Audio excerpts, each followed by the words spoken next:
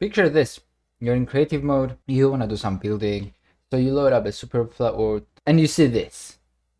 Do you see anything wrong with that? What about now? What about now? Do you see anything wrong with this Superflat world? Yeah, I thought so too. So that's why I introduce you Superflat Revamped. In the vanilla Superflat world, you're in -60 and you just dig a couple of blocks down and you already hit bedrock. And not just that, there's this one little thing that's just making the experience a little worse. I can't really put my finger on it. I'm not really sure. So I took matters into my own hands and thought, you know what, I'm tired of this. I'm gonna make my own Superflat. With this mod, /DATAPACK, you can have a Superflat world. You don't even need to customize anything. You will create a new world and boom. No slimes, no villages, no nothing. And would you look at that? Why it is 0? What that means is if you dig down, you're gonna have to dig all the way to -64 in order to hit bedrock. So you have a lot of room to play with if you need to go underground. And at the same time, because it's just a flat world, the performance impact is very minimal. You still get a few layers of dirt before you hit stone. So now you might be wondering, how is it that there's no slimes? And how is it there's no villages? If I press F3, ignore the F3 mod that I have. If you look at the biome, it's mushroom fields. That's also why the grass is greener. There's no structures. There's nothing. Can go on and on forever. There's nothing. It's just straight up super flat, nothing else. Now, if we go back here to the old Superflat world, you might notice something interesting when going to other dimensions. Do you notice anything wrong in this Superflat world? Oh yeah, that's right.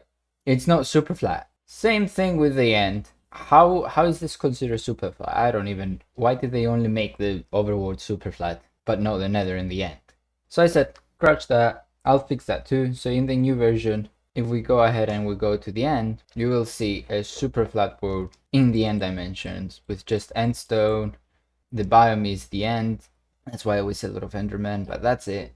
And same goes with the nether. It's a little bit darker, but you can put some light on. Now you might be wondering, right, what if you want to go back to the old style with where the other dimensions are actually normal dimensions and it's only the overworld that is flat? That's why I added this option.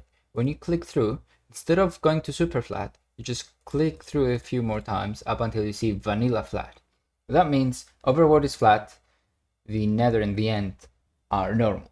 And as you can see, you cannot customize this and it will just go to the old slime world that is just vanilla, that is only 4 blocks high. But there's more. If you go to Superflat and you customize it, you will see this is what we see, right? 1 layer of bedrock, 59 stone, 3 dirt, 1 grass block, overall 64 blocks. But if you go to presets, I've made a few changes here. First of all, we have the modern flat, which is the one that I showed you with the mushroom fields biome. But we also have the classic flat, where you can still have the 4 blocks in the plains biome with the slime, but all 3 dimensions are also flat. So everything here, all 3 dimensions are flat. It's just the preset for the overworld. Now I kept the void, which is the one that you probably know, and I also kept the redstone ready, which is also one that is very popular to use. I decided to add a concrete world where the top layer is white, then there's light gray and gray concrete below that. As you can see, white concrete, and then there's light gray, and then there's gray concrete for a while up until -64.